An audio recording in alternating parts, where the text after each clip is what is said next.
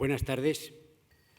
Traigo en esta carpeta un documento excepcional, cuya historia les contaré brevemente a continuación.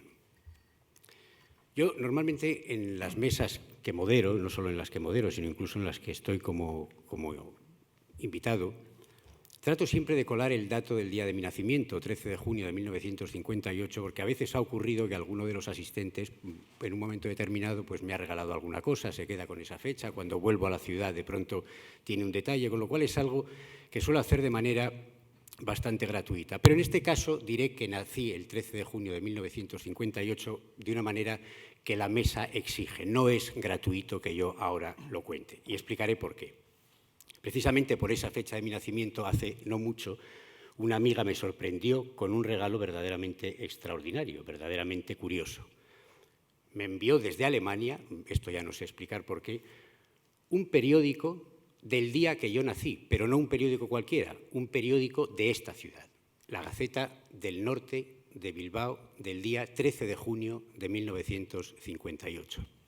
Verdaderamente, aparte del impacto melancólico que a uno le supone ver un periódico tan antiguo como este, amarillento, con las imágenes, las fotografías casi parecen fantasmales, con algunos detalles que nos llevan verdaderamente a la melancolía. Por ejemplo, yo no me resisto a mirar la cartelera del día que yo nací y no había ninguna película interesante. Yo no sé si esto se puede considerar bueno o no, pero seguramente los mayores del lugar, si yo leo esta lista, la recordarán.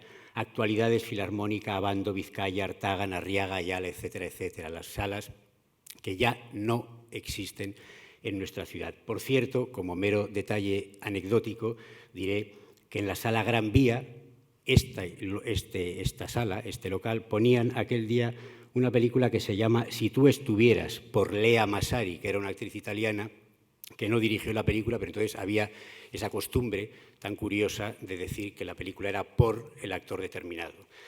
Hay una serie de cosas más curiosas también que nos llevan al pasado. En la portada viene una entrevista con el general Franco, supongo que ustedes lo recuerdan, en la que dice que Pétain fue un gran soldado y un gran francés, Hitler un hombre afectado y Mussolini tenía inteligencia y corazón, pero sin duda Oliveira Salazar es el hombre de Estado más completo de todos los que he conocido. Bueno, en fin, el periódico es verdaderamente interesante porque tiene un montón de cosas, pero hay una en concreto que es la que yo quería proponerles y es la que yo quería proponer a los invitados que tenemos hoy con nosotros. Montero Glez, de Inmaculado Blanco, por razones que no sé, pero verdaderamente vas deslumbrando en Bilbao. Es un recuerdo del día de mi primera comunión, ¿sabes? Que hoy es un día muy importante para mí porque es un día en el que estoy feliz, tan feliz como el día de mi primera comunión. Y que conste que la hice por lo civil. Y fíjate, fíjate cómo he venido. Este es el... Bueno, eso verdaderamente merece, yo creo que... ¿Viste el número que calzo? Por suerte... No tanto como el tuyo, pero es un buen número. Por suerte hay cámaras que están grabando esa aparición, esos peculiares zapatos que nos has mostrado. Perdón, me gusta este titular que dice los hombres deben dejarse la barba. ¿No? Sí, Josefina Caravia, la recuerdan ustedes también, los hombres deben dejarse barba. Bueno, pues luego te permito una fotocopia para que te lo lleves. Luis Magriñá, que viene vestido de una manera más inconcreta, un rey que sorprendentemente no es de copas. A mí me ha dicho antes, yo llevaré una camiseta con un rey, pero yo pensé que sería el rey de copas y no. Es el de picas, que no tiene nada que ver con el tema de nuestra conversación, pero... Bueno, picarse también puede. Sí, en el argot drogadíctico, picarse. Bueno, pero yo creo que el de copas tal vez habría sido más adecuado a la baraja española. Y Rodrigo Fresán, yo diría que con el aspecto más desenfadado de todos nosotros, el más relajado, tal vez porque lleva una barba cerrada, no como la de Montero, que es incipiente, y sigues el consejo de Josefina Carabias. Luego nos enteraremos a qué se refiere. Rodrigo, ¿cómo estás? Buenas tardes. Muy bien. Os quiero leer un artículo muy breve, muy mal escrito, o sea, tenéis verdaderamente que prestar atención porque el artículo está verdaderamente mal escrito. De hecho, yo lo tuve que leer varias veces para entenderlo, porque yo no sé si es que los periodistas del pasado escribían mal o es que las rotativas lo imprimían mal o no sé qué es lo que pasa, pero realmente está mal escrito, ciertamente. Y dice así: los gatos alcoholizados pierden el miedo. Nueva York. Para encontrar las causas del alcoholismo, los investigadores americanos Masserman y Jung, de nombre, por cierto, bastante sospechoso para resultar verosímil, han hecho experiencias sobre el gato. Normalmente, un gato rehúsa beber un plato de leche al que se haya añadido un 5% de alcohol. Si mientras se les presenta otro alimento se les somete a un choque eléctrico, los gatos se vuelven rápidamente neuróticos y presentan reacciones de espanto ante el aparato distribuidor de alimento. Los investigadores hicieron ingerir entonces a la fuerza a los gatos la leche alcoholizada. En estado de embriaguez, los felinos no temían ni al distribuidor de alimentos, ni a los choques eléctricos, ni a los propios investigadores. Yo no sé, a mí esta imagen me sirve para plantear una de las primeras cuestiones, tal vez cuando hay una cuestión que se pone sobre la mesa, como en este caso, drogas, alcohol, humor, parece que a uno inevitablemente le viene a la cabeza una primera idea, una primera imagen que es la que podría poner en primer lugar sobre la mesa. Y esa primera imagen, en mi caso, tiene mucho que ver con este cuento, con este pobre gato cuya historia he leído, porque me parece que de alguna forma está contando ese detalle mínimo de quienes hemos probado las drogas, de quienes hemos probado el alcohol, de quienes hemos renunciado a ellos, de quienes hemos leído mucho sobre personas que han probado drogas y han bebido. Esa sensación de perder el temor y esa sensación de perder el temor, de lanzarte, por tanto, a vivir tal vez con más intensidad, con más valentía, con más fuerza, a vivir también en una realidad no real, en una fantasía. Y, en definitiva, cuando uno quiere escribir o ser creador, perder el temor a la propia creación, perder el temor a lo que otros puedan pensar de la creación, de nuestra creación, o, en definitiva, lanzarse al hecho de crear con más facilidad.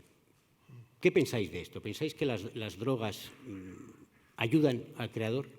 A coquetear con la intoxicación ayuda a la creación, claro que ayuda. Yo estoy a favor de todas las drogas. Lo que pasa es que en mi caso soy un hombre que aspira al justo medio. Yo no soy un borracho. Es más, en mi caso bebo por la danza gestual, como una pose. Mientras yo estoy con una copa, a lo mejor otro se toma 80 copas. Lo que pasa es que yo hago la publicidad, entonces parece que me he tomado 90 copas.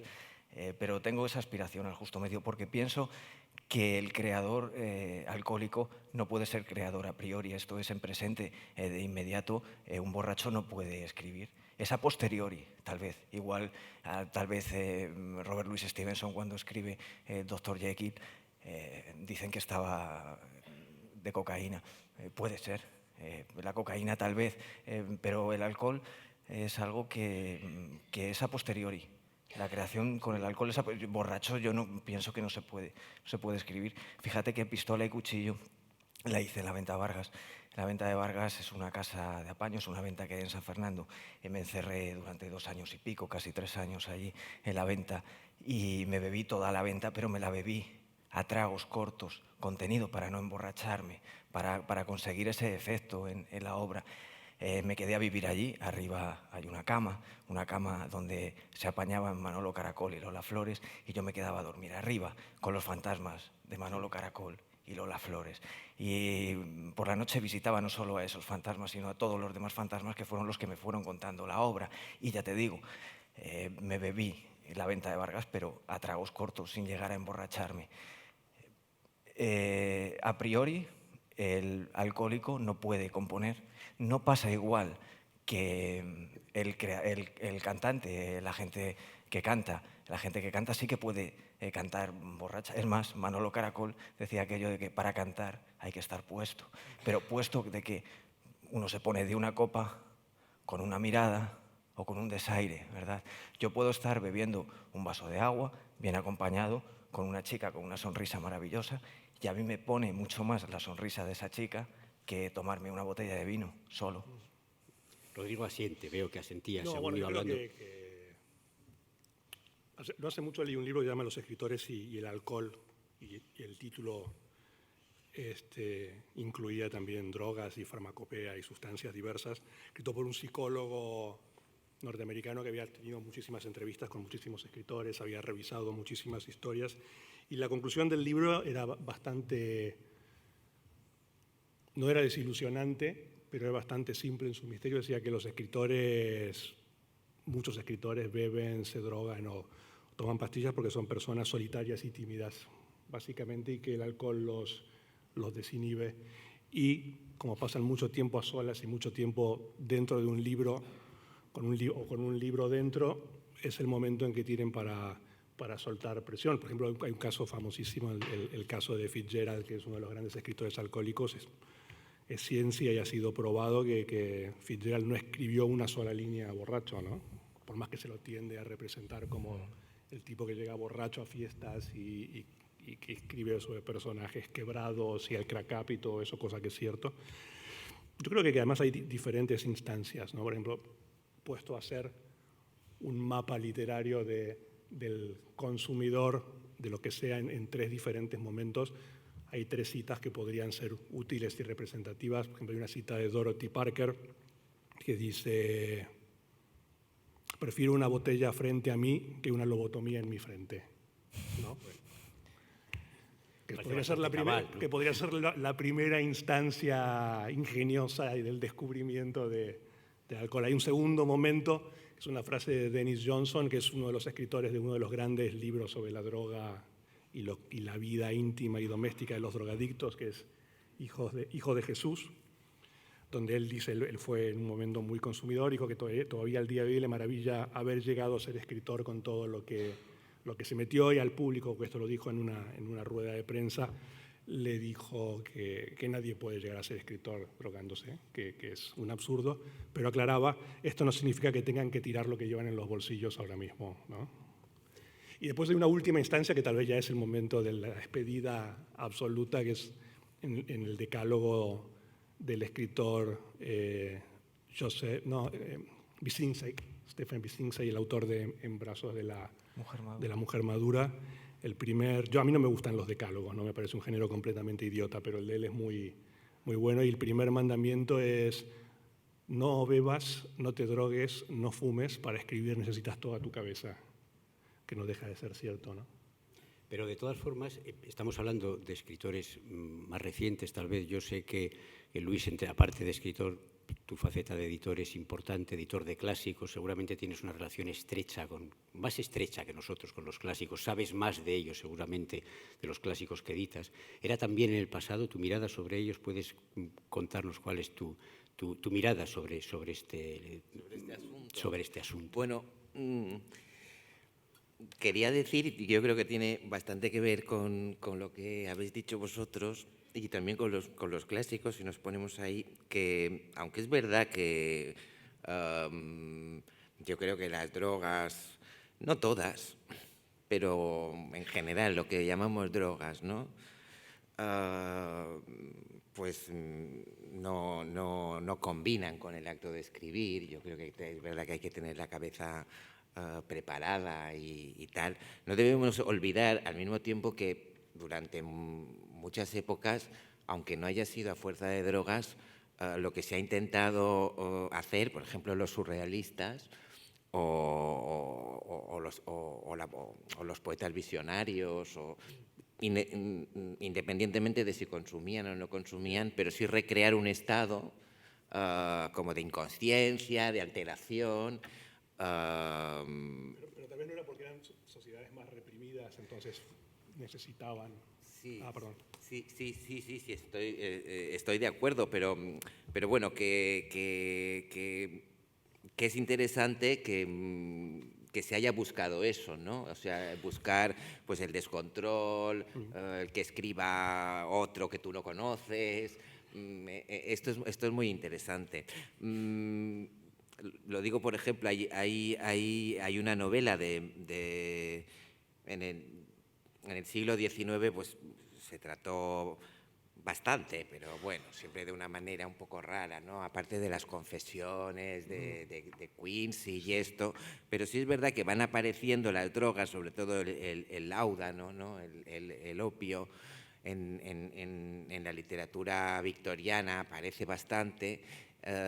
Hay una novela de Charlotte Brontë, que la última que escribió se llama Villette, y hay todo un capítulo en el que la protagonista, que es una joven súper puritana, que además para ganarse la vida tiene que irse a dar clases a un internado católico, que para ella lo católico es lo peor y sufre muchísimo. Bueno, pues por una serie de circunstancias pues se toma Lauda, ¿no? Y hay un capítulo entero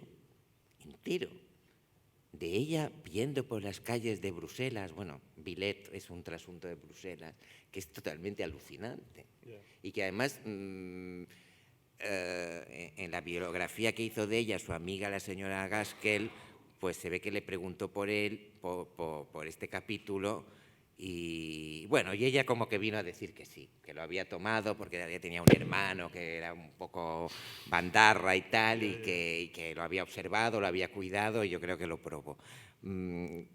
Están presentes estas cosas. Luego, por ejemplo, en La piedra lunar de Wilkie Collins hay toda una escena que para descubrir el misterio de la novela hace una especie de psicodrama drogados. Bueno, Sherlock Holmes también, muchos textos. Bueno, hay muchos textos, ¿no? Sí. Y sí, es muy interesante. Yo lo que quería decir es que, aparte de esto, no, yo creo que estas experiencias, yo creo que son importantes para la vida, digámoslo así, un poco cursi, ¿no? Para la vida no del escritor, de cualquiera. Y entonces, a lo mejor es discutible que en un estado alterado por el alcohol, por las drogas, por lo que sea, se pueda escribir bien, pero yo creo que seguramente conocer estos estados pues es una experiencia que ayuda a escribir bien, ¿no? Ya sea porque son divertidos. Yo siempre creo que lo recreativo siempre es algo, el consumo recreativo siempre es algo más que recreativo, o incluso, como los psiconautas más avezados saben, si los malos viajes son ellos, yo no. Ellos son capaces de integrarlos en una experiencia de autoanálisis enriquecedora, ¿no? Sí, finalmente está eso, ¿no? La idea de lo romántico y de lo aventurero, ¿no? Sí, Yo incluso decía que tal vez el gran desafío a esta altura del partido, porque ya se ha agotado mucha literatura alcohólico, drogadicta, sería, por ejemplo, escribir la gran novela romántica sobre la droga, en plan de estas que están ahora como bestsellers con títulos muy largos, ¿no? Yo decía, por ejemplo, si tú me dices, ven porque el camello está en casa, yo prometo ir y quedarme hasta que nos acabemos todo lo que nos ha traído, ¿no? Una cosa por Tiempo entre papelinas. Sí, claro, ya. Esta especie de neorromanticismo, pero con lo de la cosa romántica y también el origen de por qué se empieza a beber, me acordaba recién, para reforzar esta idea de lo romántico, hay una anécdota muy bonita de Malcolm Lowry, que es el autor de la gran novela, probablemente la novela alcohólica más grande de todos los tiempos. Y sí que estaba borracho siempre. Ese, ¿no? Estaba borracho siempre y además perdía manuscritos. Escribió, pero tú piensas que es de una belleza esa novela. ¿Tú piensas que esa novela la escribió borracho? ¿Tú piensas que la escribió, o fue en sus momentos, de resaca en los que no bebía? Yo pienso que eso lo organizó en su cabeza y en los momentos aquellos, porque tardó mucho, ¿sabes? También, sí, bueno, y la perdió varias veces y estas cosas. Claro. O Dylan Thomas, por ejemplo, que también era... Claro, el tema también del alcohólico es que después todos los amigos que no lo soportaban vivo, apenas muere, convierten los 16 whiskies en leyenda. Y sí, me acuerdo, el viejo Dylan en casa cuando lo único que querían era quitárselo de encima, ¿no? Pero volviendo a esto, lo de Malcolm Lowry, hay una anécdota muy tierna, entre comillas, que cuentan que cuando Malcolm Lowry tenía 5 años, el padre lo llevaba todos los días para tomar el ferry para ir al colegio, y iban en el automóvil. El padre de Malcolm Lowry tenía una fábrica, era una persona de clase alta, y todos los días al costado del camino, lloviese, hubiera un sol de justicia o nevase, iba un tipo caminando, ¿no? Tambaleándose al costado del camino, y pasaban con el auto, y Malcolm Lowry, de 5 años, le preguntaba al padre, sí, ¿quién es este tipo? Y el padre decía, no preguntes, no molestes. Día tras día, y repetía la pregunta, y el padre negaba la respuesta, hasta que un día, finalmente, el padre cansado le dice, bueno, mira, ¿sabes qué? Es el alcohólico del pueblo, es el borracho del pueblo. Y Malcolm Lowry recuerda que con 5 añitos, en ese momento pensó, cuando sea grande quiero ser borracho. porque le parecía algo como lo más épico, Claro, porque es que la moralidad religiosa prohíbe la intoxicación y entonces lo prohibido vende. Y esa es la atracción. ¿No? Y que, bueno, se puede decir que realizó su sueño, ¿no? De algún modo. Pero ¿no creéis que esa imagen que acabas de contar, yo creo que si buscamos en nuestra memoria todos tenemos una anécdota similar de haber visto de niños, sí, creo que tiene que ser de niños, más que ya de jóvenes o adolescentes, al borracho del pueblo? Esa imagen yo la asocio con un rebelde, un transgresor, alguien que de pronto yo decía, la gente tiene una vida normal, y de pronto ese personaje que además tenía ciertos elementos incluso muy míticos, literario, ¿no? y además que es muy literario claro, porque está en los márgenes. Claro, ¿y su vida cuál es? Yo decía, en todos los barrios estaba el borracho que gritaba por las noches, claro, y que salía. Yo veo a la gente normal que tenía su vida normal, tal, su familia, su casa, su trabajo, y este era un tipo que no se sabía, tal. Yo creo que es una atracción para un niño muy grande, y cuando luego viene el momento de la primera adolescencia, en que empiezas ya a pensar, bueno, a mí qué me gustaría ser, claro, nos caen encima, al menos a las personas de nuestra generación, todos aquellos personajes que tanto me pregunto cuánto y hasta qué punto y con qué peligro hemos imitado, cuando nos fascinaba Hemingway, cuando nos fascinaba Scott Fitzgerald, cuando nos fascinaba las anécdotas de que Dylan Thomas se tomó. Pero es que, perdón, es que eso es un error, porque en mi caso, y creo que en el de todos los que estamos aquí, en esta mesa, lo que quisimos cuando éramos pequeños era escribir. Otra cosa es querer ser escritor. El escritor no existe. El escritor es un invento de sus lectores, en este caso de sus lectoras, que son las que leen, ¿no? Yo, en mi caso, el día que me abandonen las lectoras, seguiré haciendo lo mismo. Yo quiero seguir escribiendo. Una cosa es querer escribir y otra cosa es querer ser escritor, ¿no? El escritor es un invento. Entonces, a partir de ese invento, eso es peligroso. Porque dice, no, es que William Burroughs escribía así porque se ponía de tal. Eso es muy peligroso para los chavales que quieren escribir y que se confunden y que de repente quieren ser escritores, ¿no? Eso hay que tener bastante cuidado, porque se piensan que ese es el vehículo, y no es el vehículo está en la lectura. Para escribir tienes que leer, ya está. No tienes que emborracharte, ni tienes... Es más, yo González Ruano, por ejemplo, con González Ruano, sobrio, yo leo a González Ruano y me doy cuenta de todo lo que se podía poner, y yo acabo colocado después de leer a González Ruano, porque es que, claro, se metía 2 rayas de coca, esto, lo otro. Entonces, yo acabo colocado con González. No necesito ponerme de nada. Leo a González Ruano y digo, mira, ya es menudo colocón. Es que eres muy peculiar, o sea, tú lees un libro en el que se meten rayas y ya te colocas. Esto no es habitual, hay que reconocer que esto no es habitual. Yo pensaba también, hay mucha literatura de que intenta emular el efecto de la droga. No, bueno, está Burroughs, están muchos de los beatniks, hay muchas novelas de ciencia ficción de Philip Dick, La mirada a la oscuridad, o Los 3 estigmas de Palmer Eldritch, donde incluso se inventan drogas, Un mundo feliz de Aldous Huxley también. Yo pensaba también cuál es el libro que a uno lo hizo sentir lo que tú decías. Y yo, curiosamente, es un libro, uno de los que se supone que es una de las grandes catedrales del humor escrito. Y yo recuerdo que tuve exactamente la misma sensación de colocarme, porque empecé a leer el libro y no me causaba ninguna gracia. Y el libro venía muy recomendado y me decía, te vas a partir, y no pasaba nada, no me reía. Y en la página 50 algo hizo clic, y a partir de ahí no podía parar de reírme. El libro fue la Conjura de los necios, de John Kennedy Toole. ¿No? Que hay libros, sobre todo, quiero decir, donde el humor funciona un poco como un determinado tipo de droga, y muchas veces demoras un tiempo en sintonizar y que te haga efecto. Yo recuerdo perfectamente la lectura de ese libro como una experiencia muy extraña de no reírme en absoluto al principio, decir esto no tiene la menor gracia, y de golpe no poder parar de reírme, ¿no? Yo ese no he llegado, fíjate que no he llegado nunca a leerme ese libro, lo he intentado muchas veces, no he llegado ni a la página 50, pero es una cosa que tengo yo un prejuicio, porque bueno, me enteré también de la vida, que suicidó antes de llegar el éxito, y me daba tanta pena y no pude con él, pero no porque fuera mala la obra, sino por eso que dice, bueno, el prejuicio de decir, bueno, qué putada, ¿no? ¿Verdad? Qué putada que esté triunfando y esté fallecido. Y ahora me viene a la memoria tu amigo Roberto Bolaño. Me viene a la memoria, ahora cuando estoy contando esto y viéndote a ti, me viene a la memoria.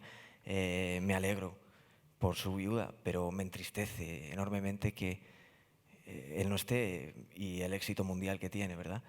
Eso a mí no puedo con ello.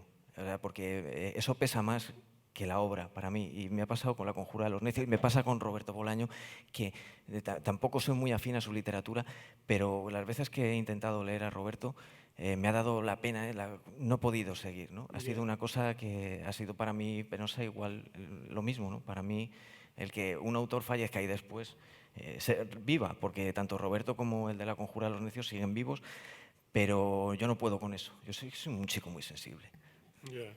De todas maneras, tal vez estemos empatados. Yo no sé qué piensas tú de La conjura de los necios, porque a mí me pasó exactamente igual que a ti. Yo he intentado varias veces llegar a ese punto que otros dicen que es sublime y me estrello una y otra vez contra la página 70, digamos, y no puedo pasar. ¿Tú, Luis? No, yo no la he leído. Bueno, No, entonces no he llegado ni a la página 1. Casi te lo vamos a regalar después cuando bajemos Creo que lo tengo, no, para que no nos hace des tú. falta, no hace falta. De todas formas, a mí sí me gustaría, sobre una cosa que decíais antes de dar un giro que me parece interesante, sobre lo que cómo escribe uno bajo los efectos del alcohol. Es decir, yo sí he bebido, yo sí he escrito bajo los efectos del alcohol, y ciertamente es muy curioso. Es decir, diría que de las cosas que habéis dicho, ciertamente las dos pueden ser ciertas en un aspecto. Yo no creo que una persona en estado permanente de etilismo pueda escribir algo que luego se publique, pero sí es cierto que eso primero que escribe, luego tiene momentos en que no está bebido, tiene momentos en que reflexiona sobre ello, tiene momentos en que hay un editor que viene después y le dice, bueno, vamos a cambiar esto y a darle otro matiz, ¿no? A corregirlo, a matizarlo, a reestructurarlo, ya, no lo sé. Y Fernando, claro, es que eso... Claro, pero quiero decir que eso sí, también es cierto que la persona que en un momento bajo el efecto del alcohol y supongo que de las drogas, sí hay un momento de felicidad real en que tú sientes que lo que tú estás escribiendo es lo mejor que se ha escrito. Sí. No, pero hay borrachos tristes y borrachos alegres siempre, ¿no? Hay como están las dos polaridades. Depende del temperamento, puede ser melancólico, puede ser sanguíneo. Sí. Entonces, pues tú... Pero hay novelas del alcohol tristísimas como las de Richard Yates, que probablemente sea el escritor más, el de Revolutionary Road y todo eso. No le conozco. Que probablemente sea el escritor más triste del mundo. Y hay incluso momentos de Fitzgerald muy felices, ¿no? Incluso contando borracheras y fiestas en los años 20 y en los años 30. Yo lo que quería decir, precisamente por esto, cuando antes decías lo del borracho del pueblo, lo de nuestra primera imagen, ¿no? Para mí, mi primera imagen de borracho fue muy chunga, o sea, yo no... De temor, ¿verdad? No, de chungo, o sea, no lo sé, pero no eran para mí ningunos héroes, ni encarnaban ni ningún romanticismo. Yo, por otra parte, no soy nada mitómano y cuando empecé a tener autores favoritos, pues me fijaba muy poco en su vida. Yeah. Me gustaban por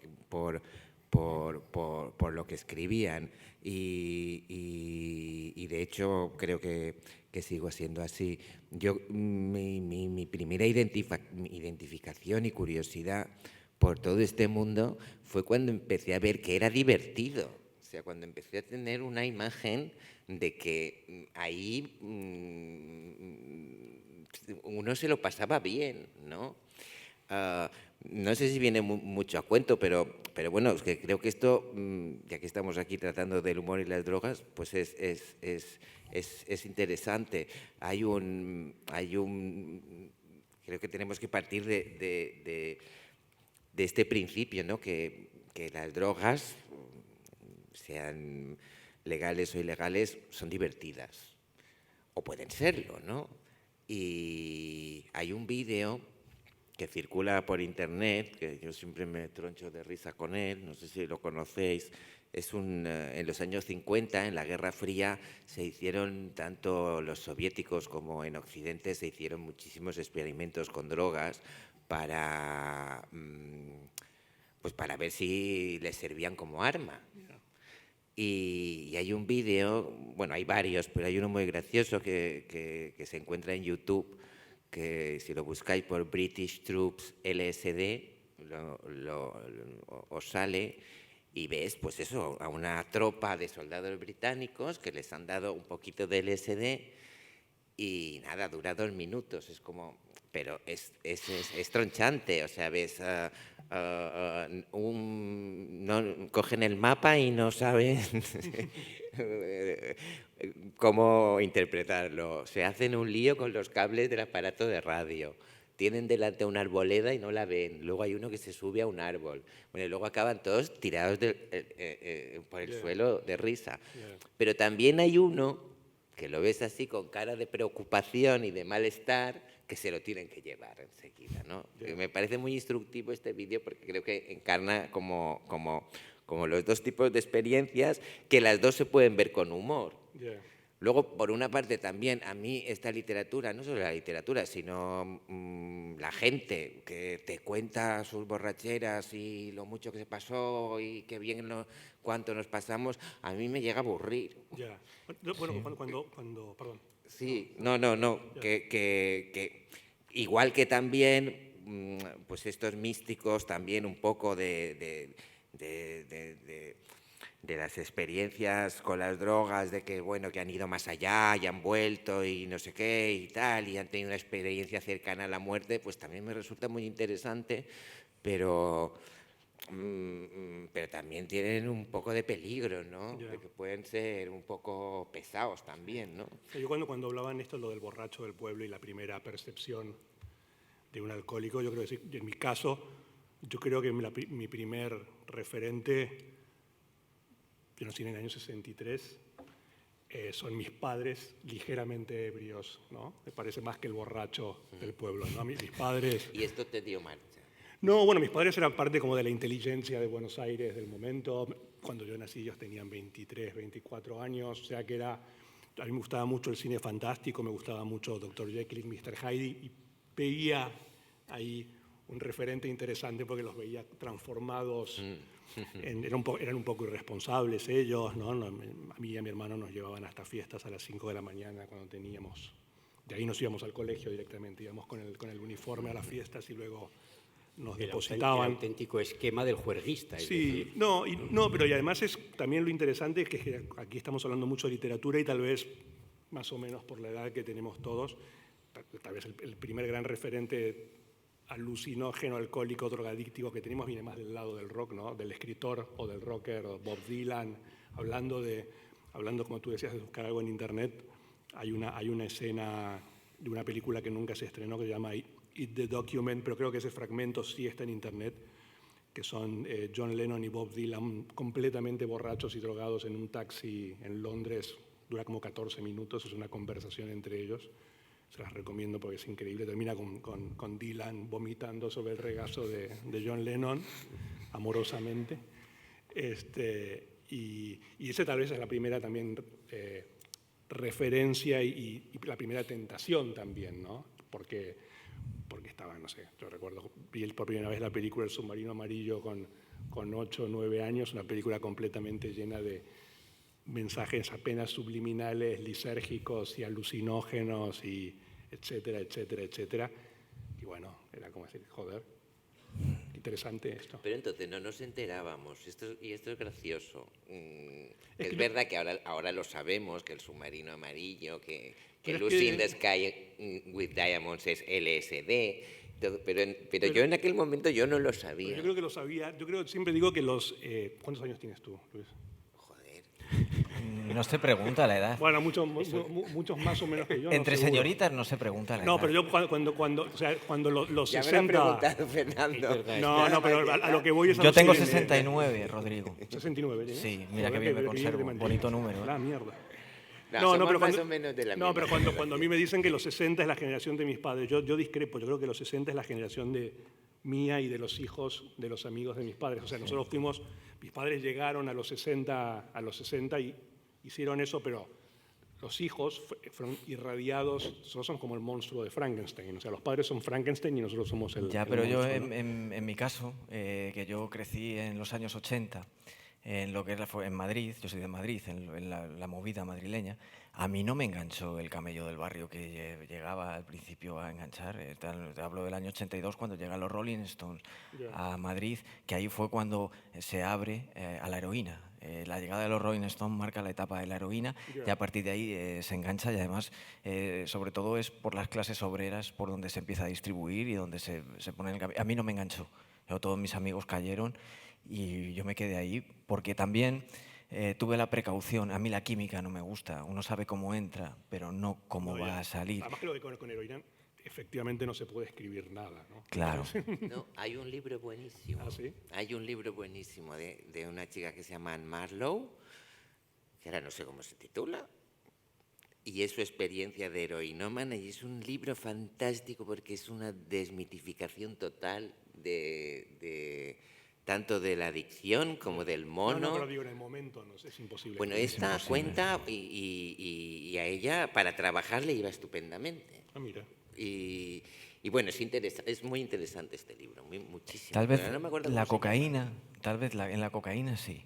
La cocaína En- es la droga de los brokers y de la gente No, de Wall Street. pero puede darte ese movimiento Ya. de los demonios internos y ponerte Ya. de inmediato Pero a la trabajar. cocaína te pone en movimiento los demonios internos, pero te mete tal velocidad y tal marcha que no te paras a escribir los demonios internos, te vas por ahí de juerga, es decir, tú no te Ya, quedas claro. parado, no te Bueno, sientas a el, escribir. el caso paradigmático de escritor arruinado por la cocaína es Truman Capote, ¿no? Aparentemente, Sí. ¿no? Que Pero esto también es muy curioso, porque yo creo que tiene que haber algo de tipo cultural en esto. Hay una novela de los años 30, que es la única novela que escribió un escritor ruso que se llamaba Ageyev, sí, muy buena.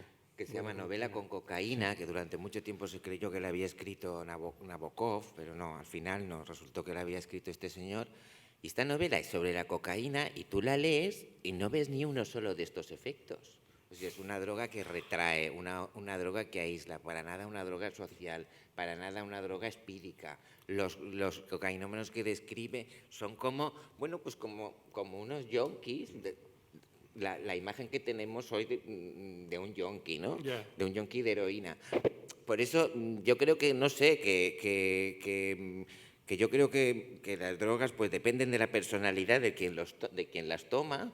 Sí, Y que eso es lo interesante, ¿no? Que se puede, que descubre cómo puede descubrir facetas inéditas, algunas que era mucho mejor que no las descubriera, evidentemente, y otras que pueden estar bien. Pero yo creo que tiene que haber algo cultural en eso, ¿no? Porque si hay esta novela en que la cocaína parece más bien que es heroína, o este libro de Anne Marlowe, que es súper interesante porque no reconoces ahí a un heroinómano, no lo reconoces para nada.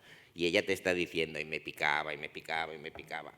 Y luego te dice que el mono, pues es una gripe, que no pasa, que te dura lo que te tiene que durar y que ella la ha tenido 20 veces y que bueno, pues es una gripe. Bueno, pero tal vez tenga que ver con lo que tú decías al principio, justamente, que tal vez el carácter o la polaridad Claro, de la droga es que esto se la dé simplemente el por qué te vas a drogar, ¿no? Esto Si esto yo creo que es muy importante, que a cada uno le sienta como le sienta. La Yo otra creo cosa que a muchos les sienta bien y que a muchísimos les sienta fatal. No, Depende del una cosa es temperamento. drogarte porque tu padre, no sé, te violaba, y otra cosa es drogarte porque quieres pasarla bien una noche, no sé. Hombre, yo creo que hay un afán claro de crear un mito.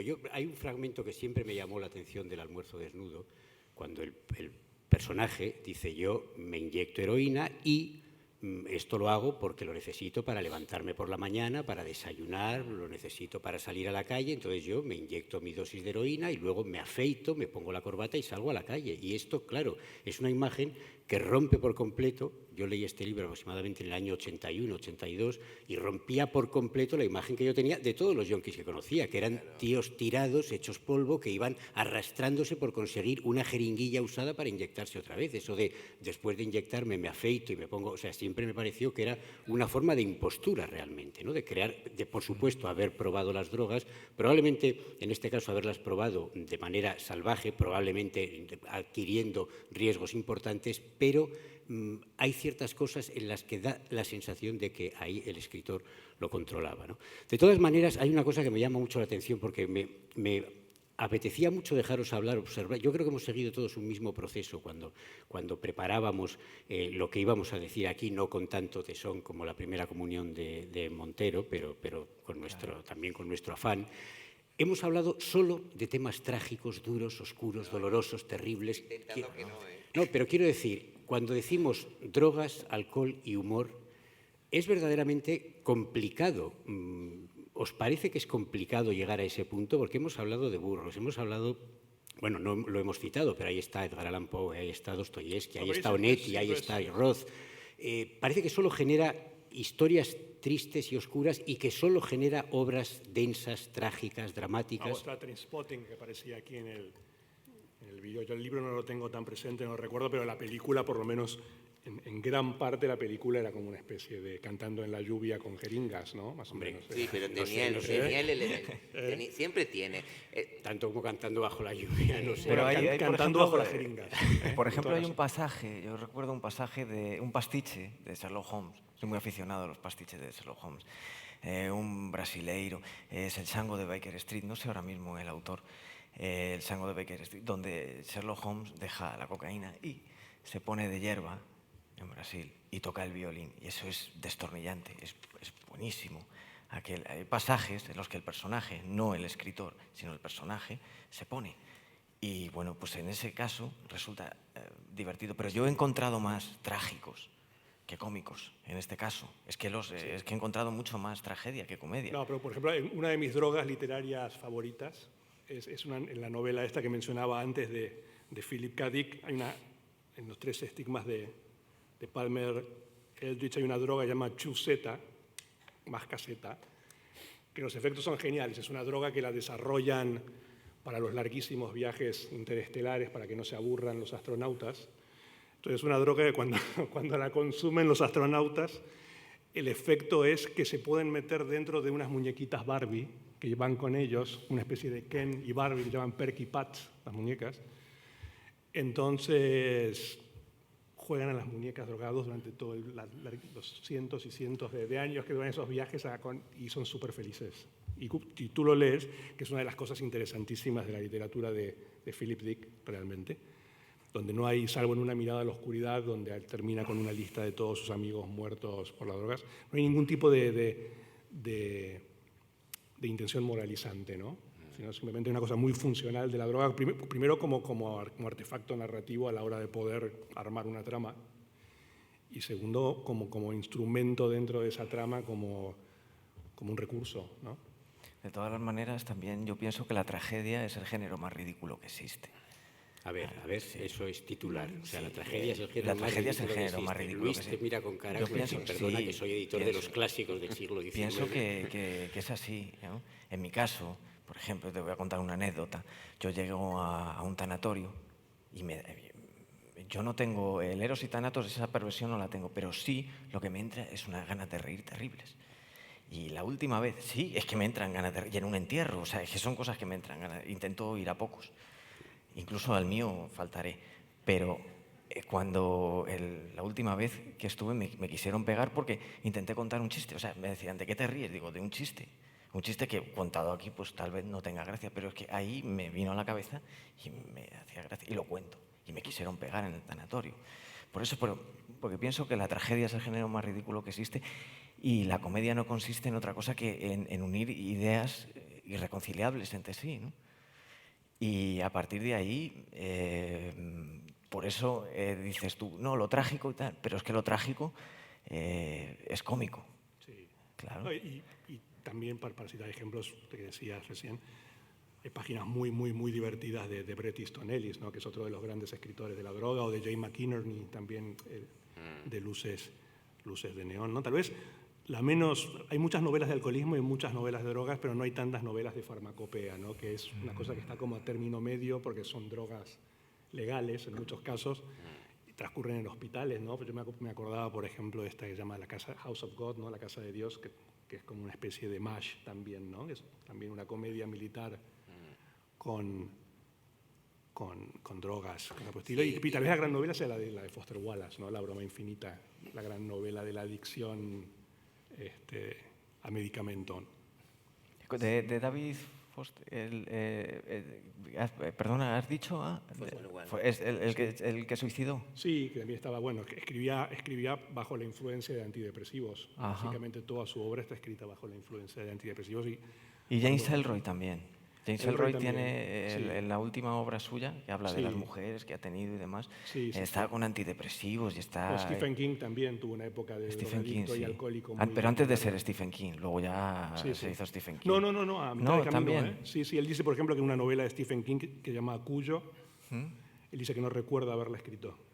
No tiene el menor recuerdo de la escritura de esa novela. Mira que es larga, ¿eh? Sí, Mira que es larga, sí, o sí, sea, que sí, podía sí. por lo menos incluso- habérsele incluso- quedado... No, en las memorias de él, incluso El Resplandor y Tommy Knockers, creo que son otras dos, dice que las escribió son como momentos muy, muy adictos. Pero él escribe mucho.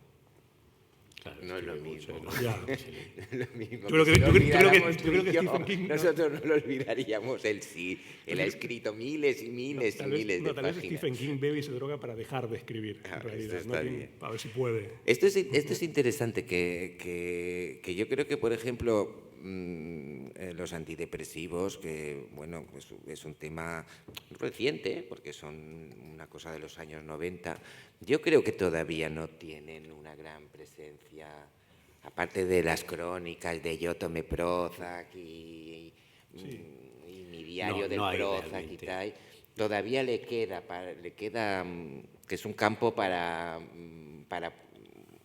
adquirir más protagonismo, ¿no? Yo creo que es la broma infinita tal vez sea el libro, que además es curioso porque es un libro también que trata de una adicción a una película, que están todos adictos a una película que los va fulminando. También la adicción no tiene por qué ser química nada más, ¿no?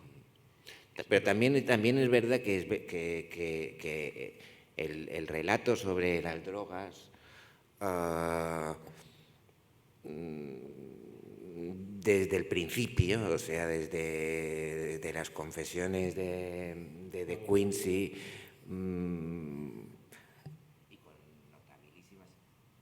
notabilísimas excepciones, ya desde el mismo siglo XIX, siempre ha sido un retrato o de perdición o de redención. Siempre es o cómo caí en ello o cómo caí y luego salí. Es un poco siempre Sí, es moral, esta idea.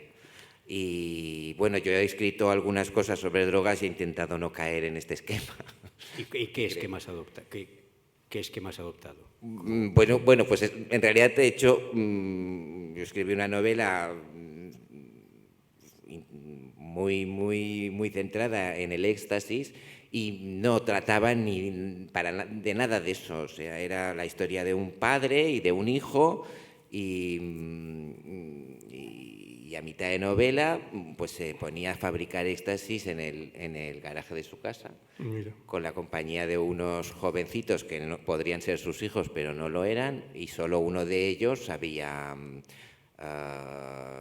era una química y era la única que sabía del asunto, ¿no? Entonces era una panda de descerebrados con un señor mayor, bueno, un cuarentón, que durante toda la primera parte del libro lo habíamos visto triste, deprimido, preocupado por lo que la gente se preocupa en Occidente, es decir, por su carrera profesional, por el amor, por su familia, por el trabajo y tal.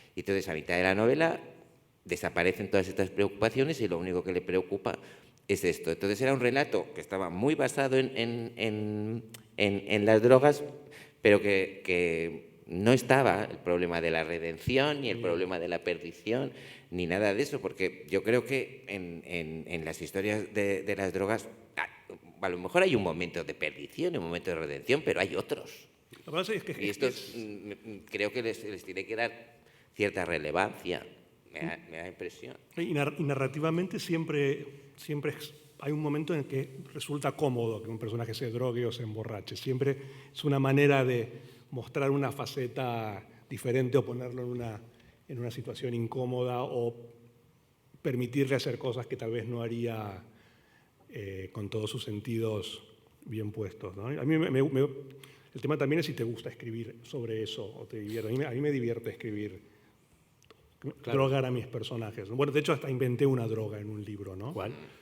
Bueno, en una novela que se llama Esperanto hay una droga que se llama Dog, que es como God al revés, como Dios al revés, y es una droga que tiene un efecto que empiezan a consumirla masivamente los adolescentes, porque el efecto de la droga es simplemente que te elimina toda percepción mental o idea o pensamiento sobre el pasado y el futuro. O sea, mientras la consumes vives en un presente absoluto, entonces te quita absolutamente Todas las Eso ansiedades. está muy bien porque te incomodidad. puedes volver a leer los libros que tanto te han gustado, ¿verdad? Ya, ya. Te vuelves otra vez... No, viven en un presente total y absoluto, entonces, claro, no hay problemas. Y todo se soluciona de inmediato. Los problemas son los que están en el segundo. Pues, curiosamente, la droga esa fue adoptada por Adolfo Aristarain en una película que se llamó Martín H. Martín H.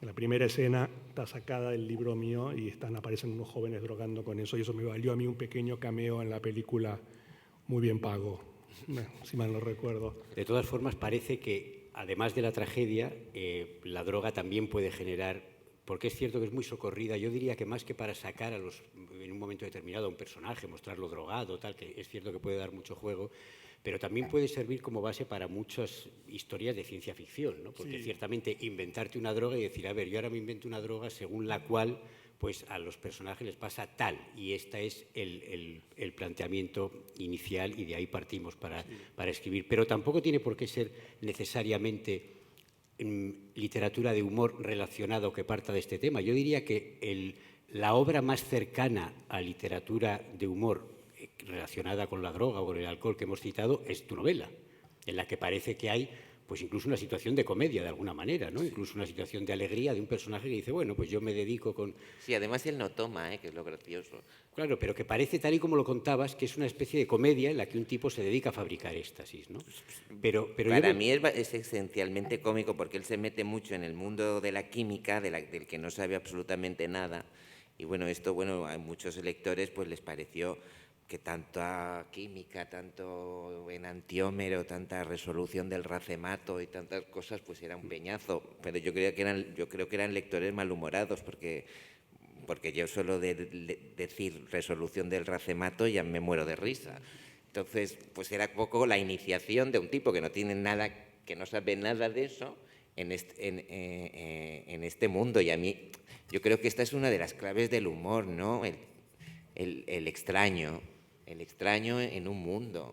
Esto es... Y además como una cosa, por ejemplo, el alcohol, el Edgar Allan Poe, por ejemplo, si te vas hasta la época de Mad Men, ves un episodio de Mad Men, ves que básicamente todos viven en un estado en los años 50 se bebía muchísimo. Un poco exagerado en Mad Men, un poco exagerado lo que fuman y lo que beben. Por eso, pero pero lo ves, por ejemplo, en los cuentos humorísticos y graciosillos para toda la familia que se publicaban en la revista New Yorker en esa época.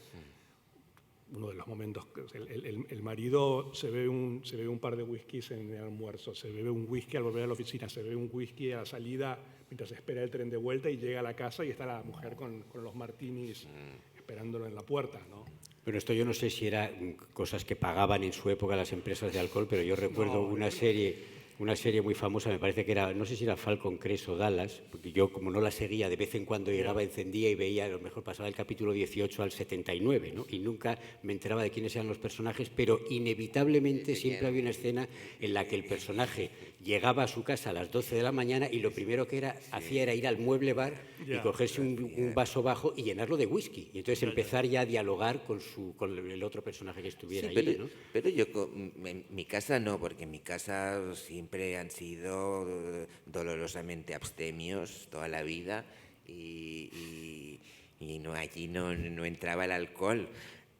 Pero yo tenía amigos que sí que sus padres llegaban de trabajar a las 7 de la tarde y un whisky y otro, y no acababan borrachos y no han caído en el alcoholismo ni nada de eso, ¿no? O sea que yo creo que sí que existía, bueno, no lo sé, pero yo tenía un par de amigos que tenían padres así, y además yo estaba alucinado, me encantaban, porque en mi casa esto era inconcebible.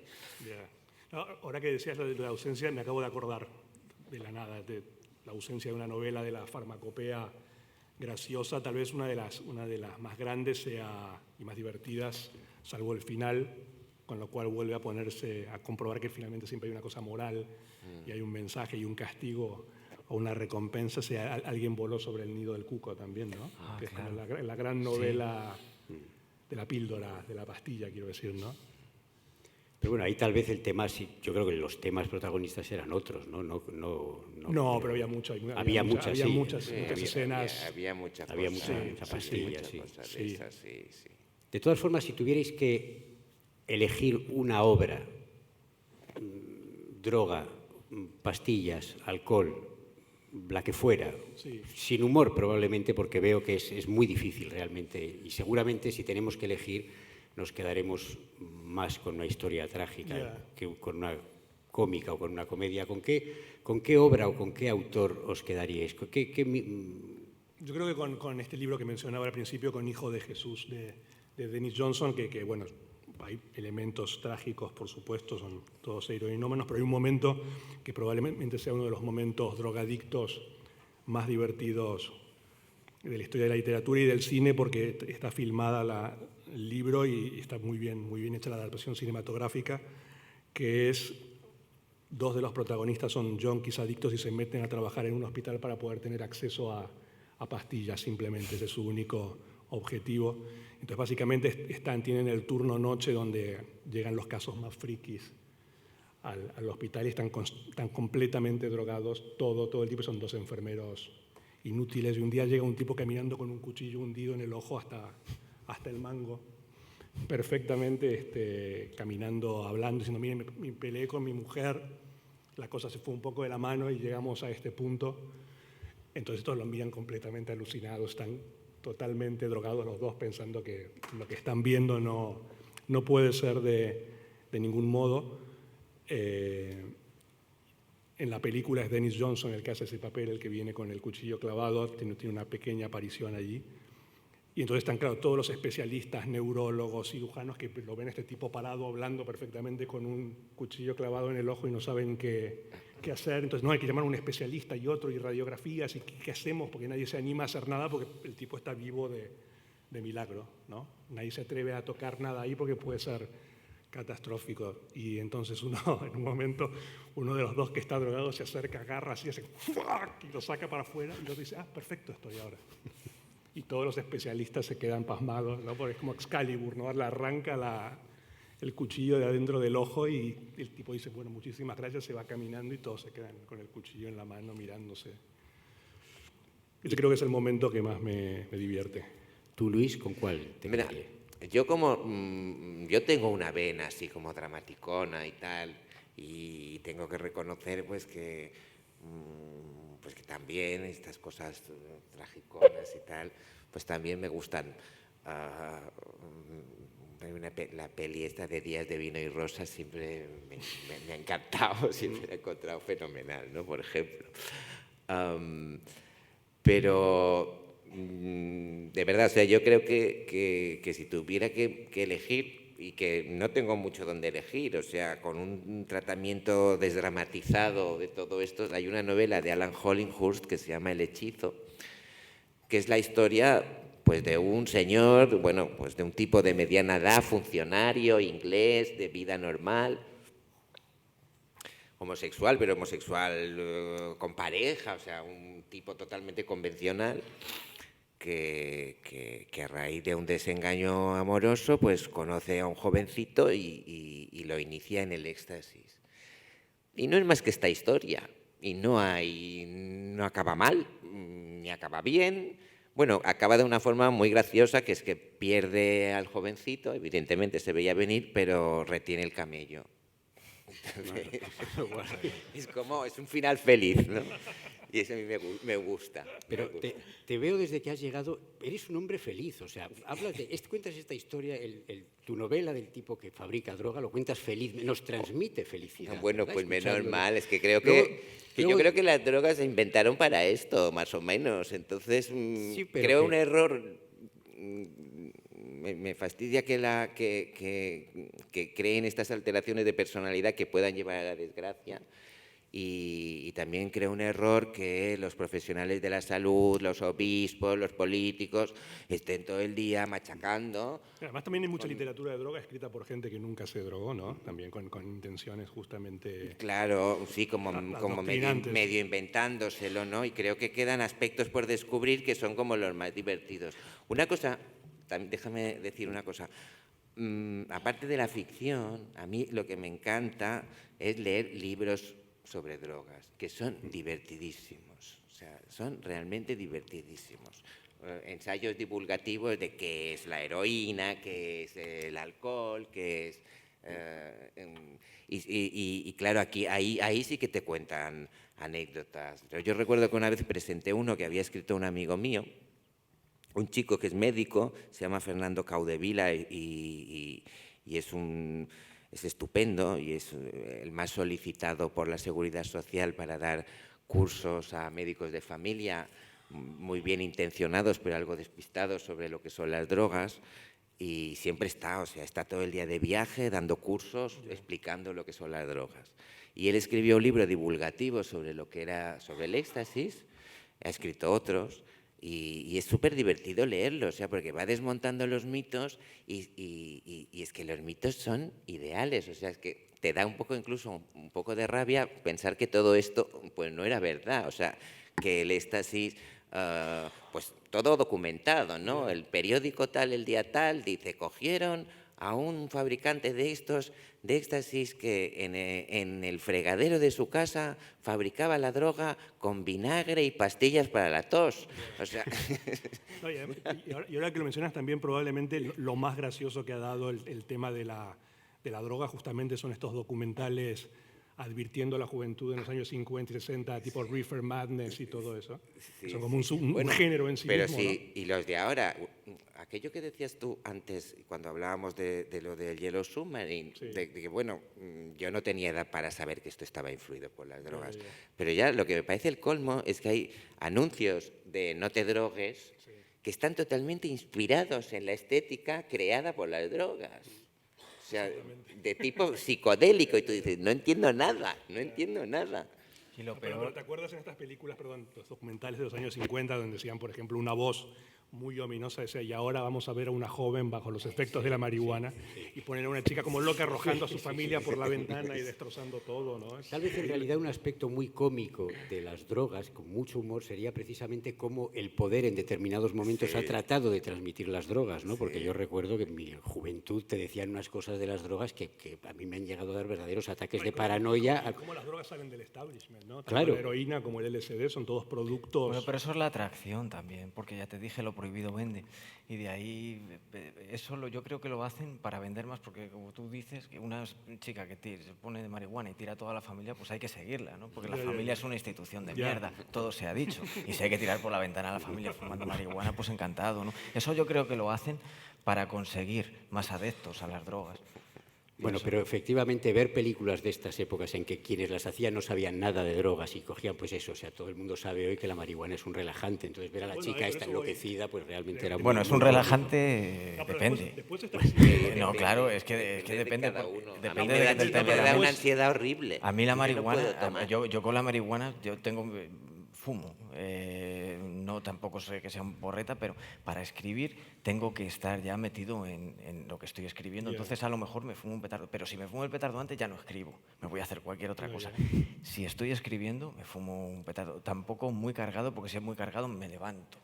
Y después está el signo de los tiempos. Yo Que les eres enseño una eso. pompa de jabón, por eso escribes una novela cada 10 años, porque estás ahí Claro. siempre... No, pero diciendo, eso es porque soy un me tomo un puñetero café, vago. dejo de escribir. Claro, soy un puñetero vago. Además, una de las razones por las que me fui a vivir a Andalucía es esa, que bueno, que no me gusta trabajar. De todas formas, y lo digo porque estamos llegando al límite de tiempo, yo quería insistir y señalar y subrayar que es que yo también había pensado en Días de vino y rosas, que es una de mis películas favoritas y más trágicas, dramáticas, horribles, oscura, y tú has dicho, me parece, con esa sonrisa que es luminosa, que tienes, me parece fenomenal. Días de Vino y pero Rosas. escucha, Digo, bueno, pero de este acuerdo, hombre...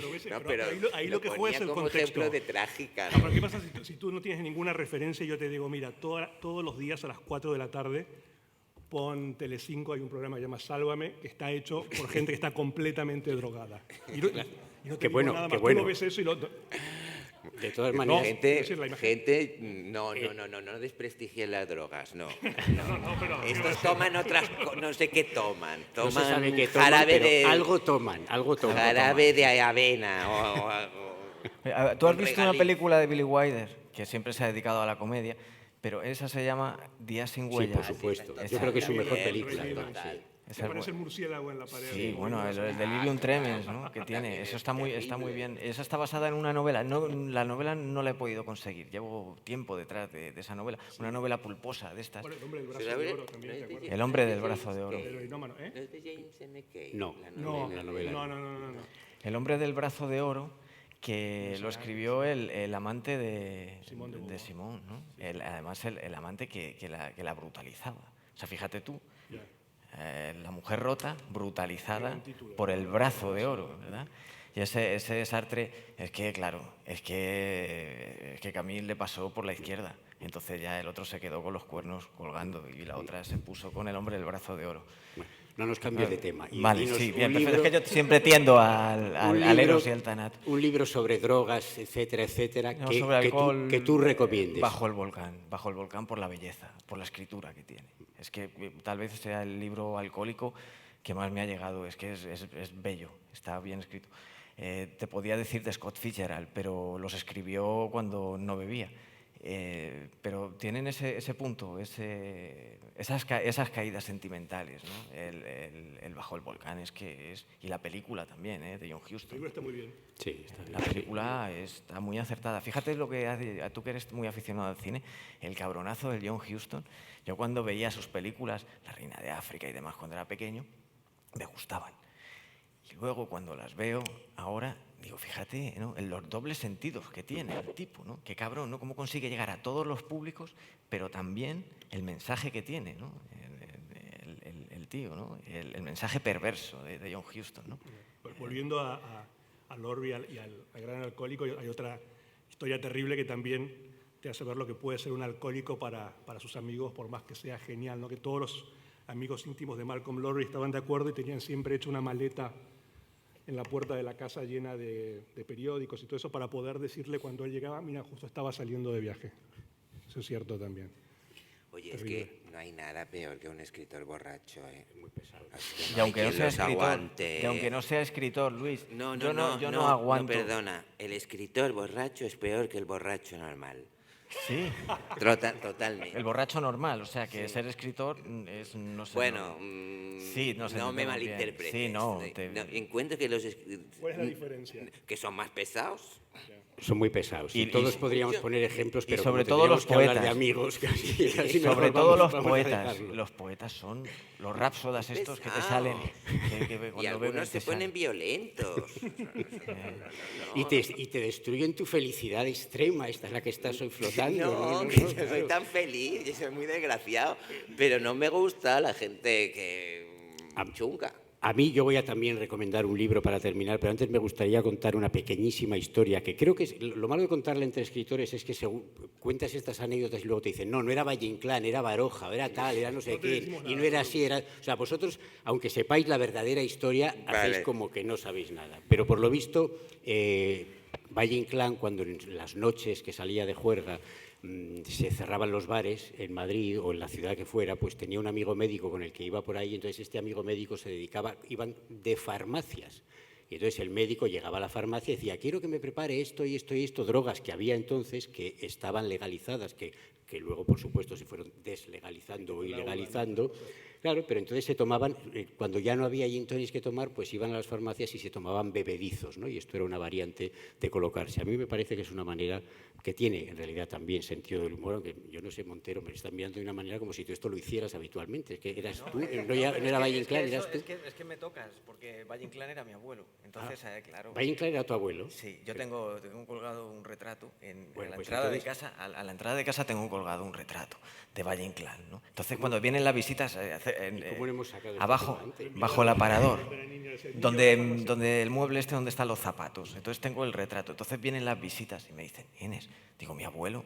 Dice, claro, tienes cierto parecido en la nariz, pero sobre todo en el brazo. Como sigas haciéndote pajas, vas a acabar así. Tu historia con tu abuelo nos la tienes que contar en otro momento. El libro que yo Muchas quiero gracias. recomendar es el de Luis. ¿Cuál es?